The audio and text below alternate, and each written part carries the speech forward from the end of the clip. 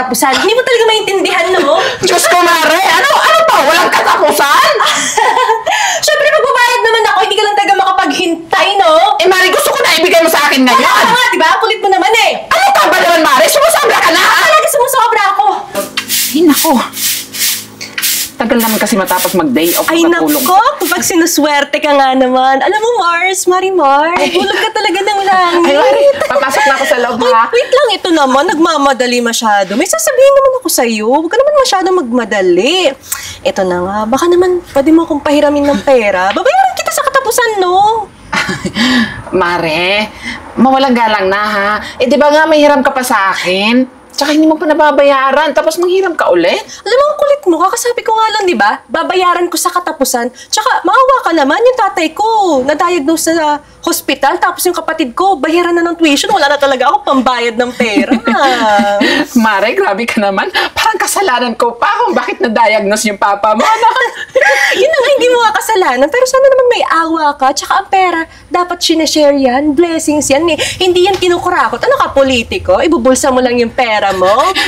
Mare, kapitbahay mo ako, ha? Hindi ako kontraktor. Ikaw, Mari, ha? Ang dami mong sinasabi dyan. Pahiramin mo na ako ng pera. Kulit mo naman, eh. Sabi ko nga, babayaran ko sa katapusan, di ba? Eh, Mare, may paggagamitan din kasi ako, eh. Tsaka, ito na lang yung natitirang pera ko. Alam mo naman, di ba, si Lando, matagal pa bago makauwi dito galing sa barko.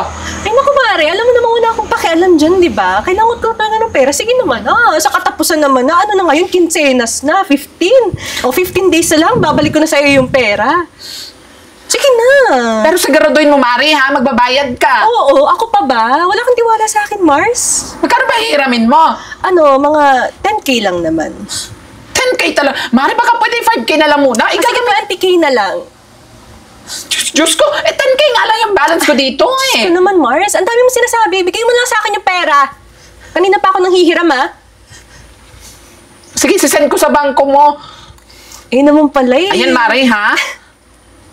Thanks, Mars. Hulog ka talaga ng langit. Eh, Mari, Pagpapalain ka talaga ni Lord niya. Balik 40K na yung utang mo sa akin. Oo, sige na. Basta isend mo na, ha? Kanina pa ako naghihintay. Check ko na yun mamaya sa balance ko. Tapos na, nasend ko na. Sige, Mars. Thank you, ah. Bye! Diyos, ano babae ito?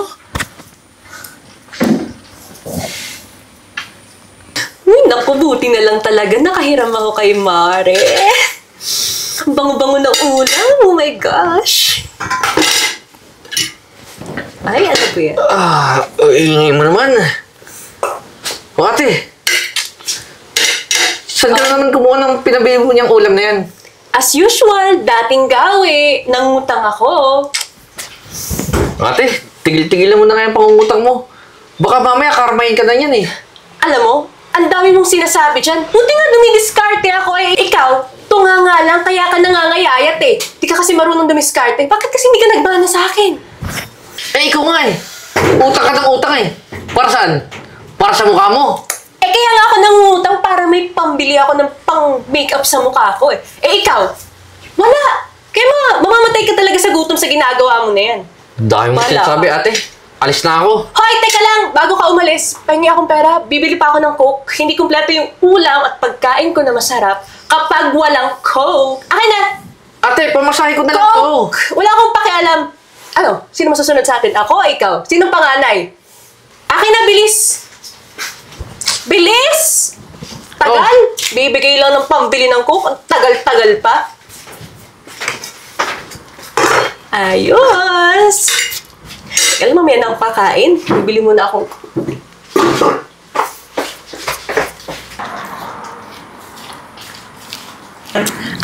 Aling Purito, maraming salamat ha. Babayaran kita bukas, huwag ka mag-alala, dadaanan kita. Salamat sa Coke ha. Sige, salamat. Oh! Hi, Mars! Hey, Mare, buti naman nakita kita dito, no? What a coincidence! Alam mo, Mare, actually, pupunta din sana ako sa bahay niyo, eh. Kasi... Small world! Ano yan? Ano yan? Wala to. Magdadala kasi ako ng tubig dun sa bahay. Alam mo na... Pwede ko ba makita kung ano yan? Ano ba? Huwag mo na tingnan. Nagmamadali pati kasi ako. Asa na ka? Ang kulit mo naman, Mare. Asa na yung gagagawa mo? Akin. Ah! Kupto ah! Taray! Ano? Wala mo karne? Ang galing mo doon.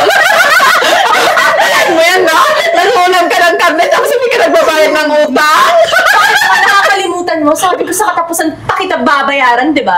Alam mo, Mare, kaya nga ako pumunta dito eh. Papunta sana ako sa bahay nyo. Eh, nakita ko, pagdating ko doon, walang tao. Ngayon, pabalik na ako. Eh, saktong-sakto kasi nakasalubong kita. Eh, gusto ko sanang kunin yung hiniram mo sa akin kasi alam mo na, may paggagamitan din ako. Tsaka, oy, Mare ha, nangako ka. Ngako ka na babayaran mo ako. Ay, lang. Baka nakakalimutan mo, Mahare. Wala pa, 25 pa lang. Sabi ko, di ba katapusan? Hindi ka talaga marunong makaintindi, no? Hoy, Mare! Ano ba nagsasabi mo? Di ba ano yung katapusan? Ano? Ito na yung next month na katapusan! Oh, yun na nga, next month na katapusan. Sa susunod na katapusan. Hindi mo talaga maintindihan, no? Diyos ko, Mare! Ano to? Walang katapusan? Siyempre, magbabayad naman ako. Hindi ka lang talaga makapaghintay, no? Eh, Mare, gusto ko na ibigay mo sa akin ngayon. Kaya nga, di ba? Kulit mo naman eh. Ano ka ba naman, Mare? Sumusobra ka na! Talaga sumusobra ako. Bayaran mo na! Kabigay mo na sa akin! Kailangan ko yan! Kahit tututan mo pa ako, wala akong pera. Talaga? Tututan? Akin na! Akin! Tingnan ko! Halika! Ang kapal ng mukha mo? Talagang ginawa mo yung sinabi ko, nahututan mo ako? Di ka na nahiya! Tingnan mo nga yung itsura mo? Ha, mukhang baklang hukluban! Aba, Mare! Kapal naman ang mukha mo nakapagsalita. Ganda ka sa sarili mo, no? Of course! Maganda talaga ako, hindi ka tulad mo. Alam ko naman kung bakit ka gumanda eh. Kasi ginamit mo yung pera ko para pampaganda dyan sa mukha mo. Para pampaderma mo. Tingnan mo, oh! Eh, ikaw mo kahit anong paderma mo, walang nagbabago sa'yo eh. Magpera Ako? Wala ba? Ay, naman yung beauty ko. Puro ka naman utang, di ba? Magkakahiya ka. Hindi ako natambay utang eh, ikaw. Mukhang baon ka sa utang dahil sa pananamit mo tsaka sa itsura mo. At least ako, maraming pera. Pero di ba, sa akin ka lumalapit at sa akin ka nangungutang? Alam mo, ang dami mo sinasabi. Gutom na ako. Pwede ba umalis ka sa daan? Pwede ba ibigay mo na yung pera ko? Ano nga ang pera, di ba? Ang kulit mo naman. Ganon. Ay, ibigay ko. Pera ko, ibigay mo. Pera ko, ha? Yung coke ko! Nahiya kang bakla ka! Ano ba? Alam mo, pag hindi ka nagbayad ng utang mo, ipapapulis kita, ibababarangay kita. Tsaka isa pa. Sige, huwag mong bayaran yung utang ko. Pero antayin mo, kakarmahin kang hayop ka. Ang dami mo sinasabi kung ako sa'yo umalis ka na sa harapan ko! Huwag naman ka nang dadaan dito kasi papakain ka na sa mga tabay dito. Bye! Kapal ang mukha! Puro utang! Buha! Isip ka, ha? Isip! Ayaw yung mabayad, ah.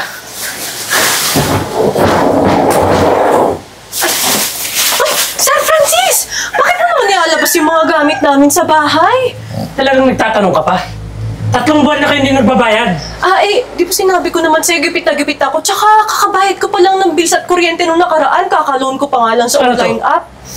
Libre lang yung bahay ko. Sinabi ko naman sa'yo, di ba? Magbabayad nga ako sa katapusan. Sawang-sawa na ako kahintay sa inyo. Sir Francis naman, pagbigyan mo naman ako ng isa pang pagkakataon. Sa Bigyan. katapusan, promise, talaga babayaran kita. Hindi na. Half nung ano. Hindi na. Anong nangyari dito? Hoy! Sir, Jeboy, makiusap ka naman kay Sir Francis. Tulungan mo ako. Wala na tayong titirahan yan. Paano na tayo? kalma lang, te. Sir, baka pwedeng bigyan mo pa kami ng isa pang pagkakataon, sir. Ayan na naman tayo eh. Dinadaan nyo lang sa drama nyo. Kasi kayo talagang magkakapatid. Sakit sa ulo kayo eh. Grabe ka naman magsalita, sir. Hindi mo kasi alam yung pakiramdam ng gipit. Gipit. Alam nyo, dapat kang pasalamat ko eh. Nilabas ko na yung gamit nyo. Sir, grabe Ayaw ka umalis, naman, ha? sir. Sir, Parang awa mo naman. Pati Eto. yung TV namin. Pinamala pa yung lolo ko. Wala akong pakialam. Dalhin nyo na yan. Grabe ka, sir. Sir!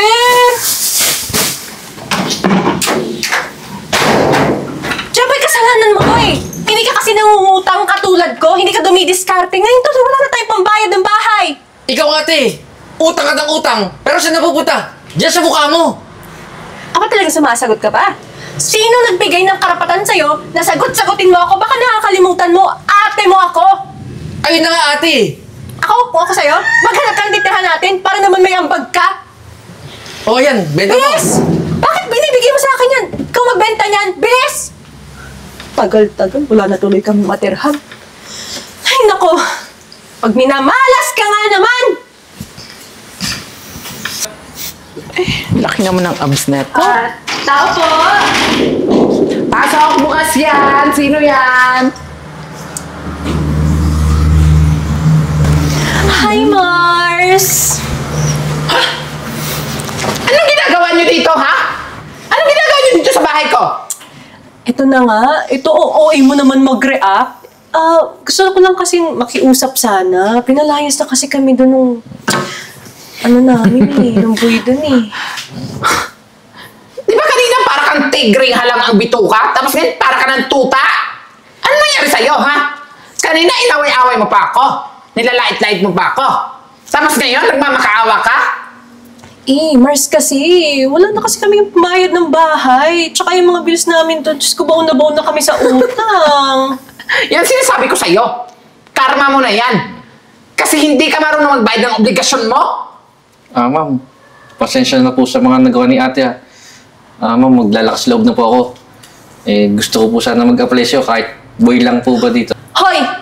Nag-iisip ka ba ng sinasabi mo? Boy? Nako, hindi ako papayag. Ate, ang taas pa rin ng pride mo eh. Wala na nga tayong matiran.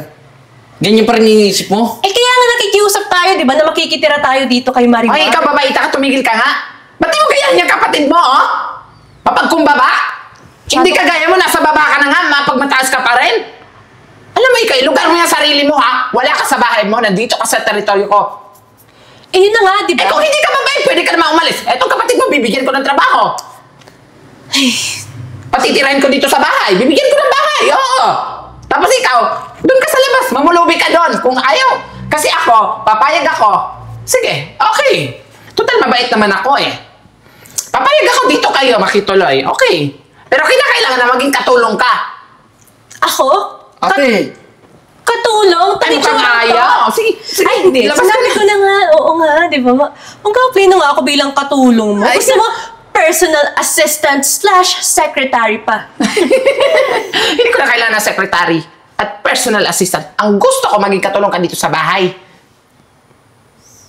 Ma'am, ba tayo? sige po, tatanggapin po namin. Ate, ano? Oo na nga, di ba? Kailangan pa talaga mag-react. Magsalita ka na nga, di ba? Pero ito tatandaan mo ha, sa oras na may mawala dito sa bahay na kahit 5, ikaw yung sisisihin ko. Papaalisin ko kayong dalawa sa bahay. For your information, ginawa mo naman akong korap, nangungutang lang naman ako. Ayan na naman tayo. Ilang beses ko ba sabihin na hindi ako politiko, hindi ako congressman, hindi ako kontraktor? Ano? Magkakasundo ba tayo? Alis na lang kayo, oy! Ito na nga, Mars. Maglilinis na nga ako. Gusto mo, unahin ko yung CR, yung bedroom mo, master's bedroom ba? Gusto mo? Good. Kakasundo naman pala tayo eh. Pero ito tatandaan mo ha, sa oras na umabot ka na dito na 1 buwan, kukunin ko yung sweldo mo at wala matitira sa'yo pambayad sa utang mo. Hoy! Gusto malis. Makit na kayo! Hanapin niyo yung maid's room sa taas. At dun kayong dalawa. Bilis na! Tara, Jeboy! In fairness, may bago akong hired na katulong. Bagay na bagay naman sa kanya. Ito pala yung nalimutan ni Direk Marlon. Hindi niya nauwi sa bahay sa Laguna. Hindi tuloy siya nakapag-edit. Sige. Sige, Francis. Dalhin mo dito sa bahay yung mga bayad ng mga nangupahan, ha? Okay. Sige. Oo nga. For love, Chloe? Chloe! Yes, Madam Marimar? Ito yung sahod mo ngayong buwan. Bilangin mo. Di na kailangan, ma'am. Alam ko namang walang labis, walang kulang. Pero, alam mo, ma'am, bayad ko na lang to sa lahat ng pinagkakautangan ko sa'yo. Mula nung nakaraang taon, nung mga nakaraang buwan pala. Nakaraang buwan. Talaga? Hindi mo nakukunin yung sahod mo? Opo. Kasi ibang babayad mo sa utang ko? Sa utang mo sa akin? Yes. Aba, alam mo, Chloe, ang laki ng pinagbago mo, ha? Hindi na ikaw yung dating Chloe na nakilala ko na kapitbahay ko dyan na palengkera yung ugali. Siyempre naman, ma'am, that is what you call character development. Dahil dyan, Pero may pakiusap ako sa'yo. ano yon? Baka naman pwedeng magbigay ka ng 3 months advance ng sahod ko. May mga kailangan kasi akong bayarang utang eh. Iyawa ka pala eh. Hindi mo kukunin yung sahod mo, pero mag-advance ka ng 3 months. Opo, ma'am. Pero sa'yo naman yan eh. Yung ibang pera mo na yung bibigay mo. Eh, lugi pa ako dyan eh. Gaga ka rin eh. Totoo ba? Totoo po. Eh di lumayas ka na nga lang, lumayas ka na. Ay, hindi, ma'am. Hindi naman, ma'am, ganyan. Kakasimula ka pala Ikaw magtrabaho. talaga ha? Animal ka talaga. Pero in fairness, Chloe ha, hindi ko na kukunin itong sahod mo, sa'yo na yan. Sure ka talaga, Oo, ma'am? huwag mo na ibawas sa utang mo kasi quits na tayo ha. Naku, ma'am. Basta mamaya tabi ka sa akin. Hindi. Joke lang, ano ka ba? Sige na, makit ka na sa taas, ayusin mo na yung mga gamit mo. Sige, ma'am. Salamat.